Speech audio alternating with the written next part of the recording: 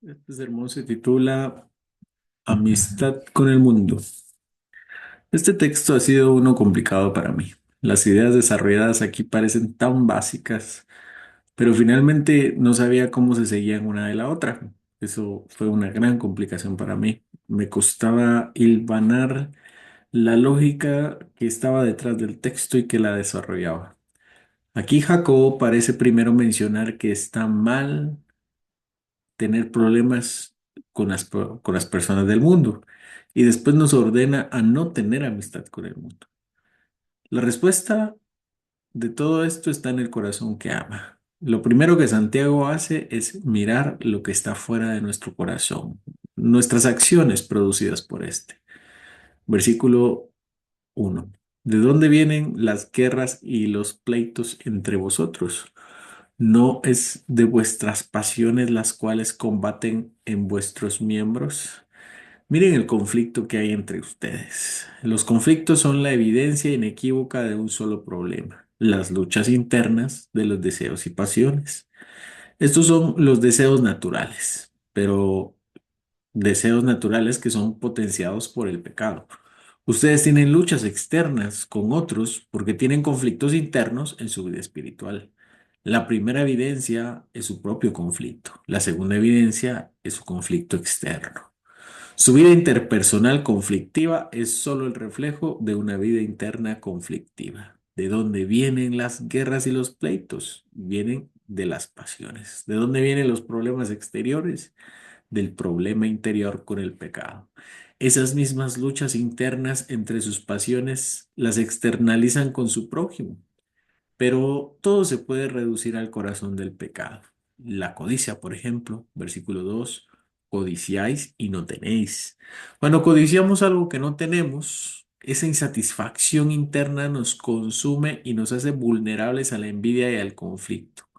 La lucha interna por obtener lo que deseamos no se queda solo en el corazón de la persona, sino que sale a la superficie en forma de disputas con otros. La codicia no solo nos aleja de una paz interior, una paz espiritual, sino que genera una atmósfera tensa con los demás, porque no hace ver a nos hace ver a las demás personas como competidores o amenazas en lugar de nuestro prójimo. El conflicto externo con otros nace de una insatisfacción interna que no ha sido sometida a la voluntad de Dios. Por eso dice, matáis y ardéis de envidia y no podéis alcanzar. Santiago no usa estas palabras de forma literal, pero sugiere que la envidia y los deseos egoístas son tan destructivos que pueden llevarnos a destruir nuestras relaciones y a agredir a otros. La envidia es una forma de matar, porque consume nuestra paz y genera hostilidad hacia los demás.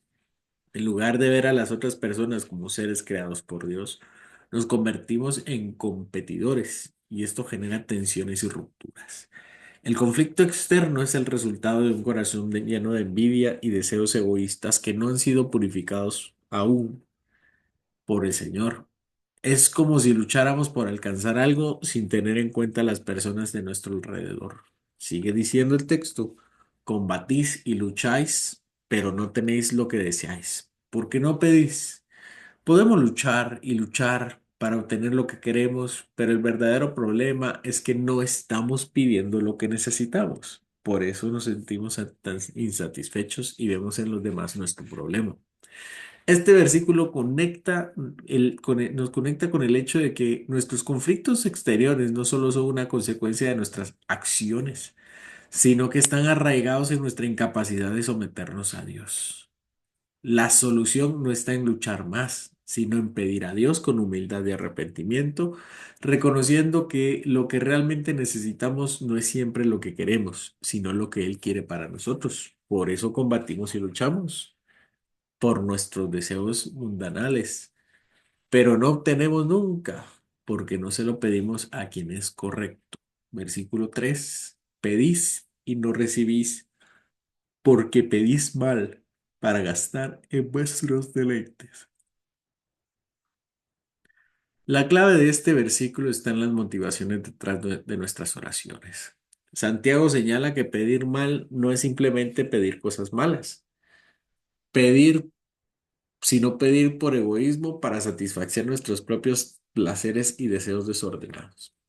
Este tipo de oración refleja una falta de alineación con los propósitos de Dios y en lugar de llevarnos a la paz, alimenta nuestras luchas internas. Esta lucha interna a su vez se refleja en nuestras relaciones con los demás. Si nuestros deseos siguen siendo egoístas, nuestros conflictos externos continuarán porque nuestra actitud hacia los demás será competitiva y egocéntrica. La verdadera paz llega cuando nuestras peticiones están alineadas con la voluntad de Dios y buscando su gloria y no nuestros propios deleites. Todo se reduce a esto, lo que nuestro corazón ama y desea. ¿En dónde está comprometida nuestra vida? ¿Con quién hace amistad y amor? ¿En quién confía? ¿En quién se agrada? ¿En quién encuentra felicidad? Santiago nos muestra que los conflictos externos que enfrentamos con los demás son el resultado directo de nuestros conflictos internos con el pecado. Cuando nuestros deseos no están alineados con la voluntad de Dios, cuando luchamos por satisfacer nuestros propios placeres egoístas, esos que reflejan la forma en que interactuamos con otros, si nuestros corazones están llenos de codicia, envidia, egoísmo y deseos desordenados, inevitablemente esto producirá tensiones y divisiones en nuestras relaciones. Y hasta entonces Santiago tiene todas las pruebas y ahora ya tiene la sentencia. Versículo 4. Oh almas adúlteras, ¿no sabéis que la amistad con el del mundo es enemistad contra Dios? Cualquiera pues que quiera ser amigo del mundo se constituye en enemigo de Dios. Como Ezequiel o Jeremías, Jacobo se levanta contra los cristianos y les dice adúlteros. Ezequiel y Jeremías confrontaron a Israel con la realidad que ellos eran, con la realidad de una esposa. Ellos eran una esposa que fornicaba para obtener cosas de otro, por hacer alianzas con extranjeros para que las protegieran. Ahora Santiago nos dice que esta protección es lo mismo que para cualquier otro tipo de conveniencia con alguien fuera de Dios y que esa relación de conveniencia era una amistad prohibida, como Israel era adúltero. Dar rienda suelta a los deseos y pasiones de la carne pueden resultar en conflictos con el prójimo, pero en última instancia es hacer amistad con el mundo. Las congregaciones a las que Santiago escribe tienen problemas entre ellos, pero el conflicto con la iglesia es una amistad con Dios. Eso es natural. Alguien que fortalece su amistad con el mundo empieza a encontrar desagrado en la iglesia. Compara las amistades. En la iglesia son falsos. Aquí en el mundo la gente es real. No se reprime a nadie. Les gusta hacer lo que ellos quieren. Mientras que con los hermanos de la iglesia hay que fingir. Lo pueden ver feo, criticar. Y viceversa, en la iglesia y seguridad de Dios encontraré amistades no perfectas, pero sí piadosas. Ya me he dado cuenta que las amistades en el mundo me corrompen, no tengo filtro, no tengo límites, no tengo dominio propio. Al final de cuentas, esto es amistad con Dios. No puedo agradar a Dios y al mundo al mismo tiempo, ni tampoco encuentro satisfacción de Dios y del mundo al mismo tiempo. Pero si hay algo seguro es que en esta relación no hay territorio neutral. El que no es amigo de Dios es su enemigo. No puedo agradar a Dios y al mundo al mismo tiempo, ni tampoco encuentro satisfacción de Dios y del mundo al mismo tiempo. Pero si algo hay seguro es que en esta relación no hay territorio neutral. El que no es amigo de Dios es su enemigo. El amor al mundo crea una división dentro del cuerpo de Cristo. Cuando los miembros de la iglesia buscan cumplir sus propios deseos en lugar de los de Dios, no solo se alejan de la voluntad divina, sino que también generan rencores, divisiones, chismes y envidias dentro de la comunidad cristiana. Esto puede observarse claramente en conflictos como celos entre líderes, disputas por el poder e incluso luchas por el control sobre recursos materiales dentro de la iglesia. Estas divisiones surgen porque los miembros ya no están guiados por el amor sacrificial y la humildad de Cristo, sino por un egoísmo que los pone en guerra unos contra otros. Santiago es claro. La amistad del mundo es enemistad contra Dios. Esto significa que el cristiano que se alía con los valores del mundo está traicionando su relación con Dios.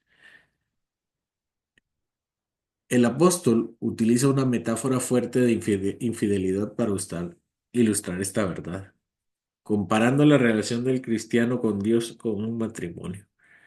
Cuando un cristiano se dedica al mundo, está siendo como una esposa infiel que se aleja de su esposo, que es Dios, para unirse con sus amantes, los ídolos, los valores del mundo. Esta infidelidad afecta no solo la relación personal con Dios, sino también destruye la unidad y el testimonio de la iglesia. Pero no solo se trata de alianzas o amistades, sino de una relación entrañable. Versículo 5. ¿O pensáis que la escritura dice en vano, el espíritu que él ha hecho morar en nosotros nos anhela celosamente? Pero Él da mayor gracia. Por eso dice, Dios resiste a los soberbios y da gracia a los humildes. Lo que mueve al hombre es su pasión por las cosas y el mundo, pero Dios se mueve por su propio anhelo por nosotros. El espíritu que él ha puesto en nosotros anhela que le seamos completamente fieles.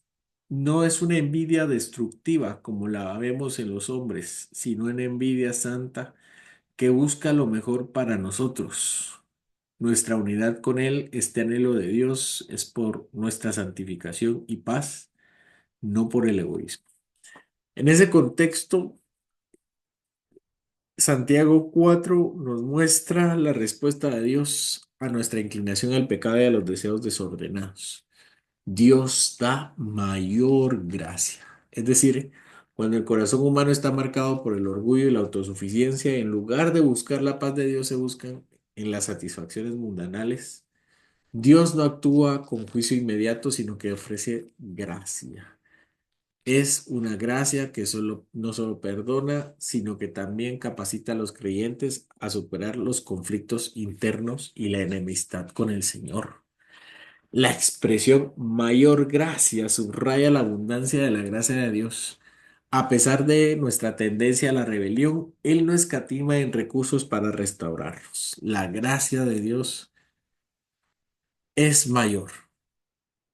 Santiago continúa con una cita proveniente de Proverbio 3:34. Dios resiste a los soberbios y da gracia a los humildes. La soberbia como obstáculo para la gracia, esto es simple y crucial. El orgullo o la soberbia es la actitud de quienes se creen autosuficientes y no reconocen ninguna dependencia de Dios. La soberbia del corazón humano cierra cierra la puerta a la gracia de Dios, porque la gracia es solo recibido por aquellos que reconocen su necesidad de ella. El orgullo se niega a humillarse ante Dios y por eso no puede recibir la gracia que Dios ofrece. En ese sentido, Dios resiste al soberbio. Eso no significa que Dios sea hostil de manera arbitraria, sino que el orgullo humano es un bloqueo a la imagen que solo puede ser recibida en humildad. Dios resiste, no rechaza. Es importante señalar que el término resiste aquí implica oponerse activamente. En la mentalidad de los sabios hebreos, la resistencia de Dios contra los soberbios es una especie de disciplina activa que busca mostrar el orgullo, al orgulloso la inutilidad de autosuficiencia y la necesidad de ejercer de humildad y arrepentimiento. Dios no rechaza a las personas con soberbia, sino que trabaja contra la arrogancia de tal manera que el corazón del soberbio se vea abocado a reconocer la necesidad de Dios. La soberbia, como causa de conflictos, es interesante de observar. Es interesante ver cómo esta resistencia divina se conecta con los conflictos internos mencionados en los versículos anteriores.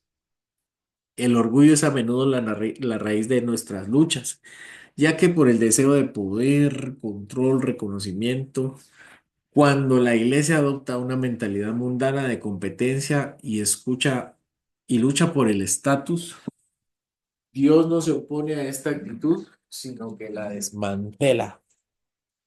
Los conflictos dentro de la iglesia pueden ser resultado de que muchos resisten a la obra de gracia de Dios en sus corazones. Por eso dice Santiago 4, 11 y 12: hermanos, no os murmuréis unos a otros. El que murmura contra un hermano y juzga a su hermano, murmura contra la ley y juzga a la ley. Pero si tú juzgas a la ley, no eres hacedor de la ley, sino juez. Uno solo es el legislador y juez y el que puede salvar y destruir. Pero tú, ¿quién eres para que juzgue a otro? La crítica destructiva. Santiago ahora se dirige a una actitud que también divide a la iglesia: la murmuración o el juicio contra los demás. Aquí nos recuerda que juzgar a los hermanos no solo es pecado contra ellos, sino también contra la ley de Dios. La ley nos llama a amarnos y servirnos unos a otros, no a criticar ni a dividir.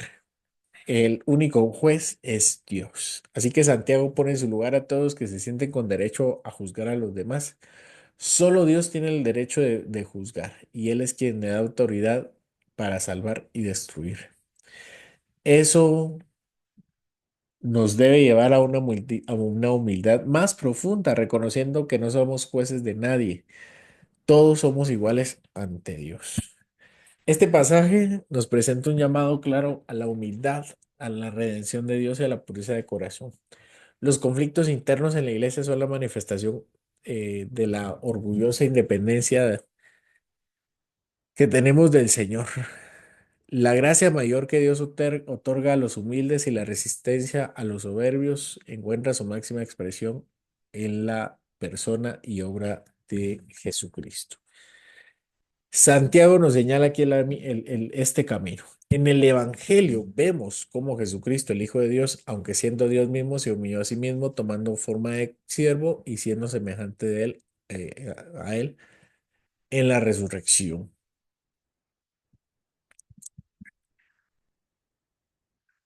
Por tanto, hermanos, la solución de los conflictos internos y externos dentro de la iglesia no están en nuestros propios esfuerzos ni en nuestro poder para resolver problemas.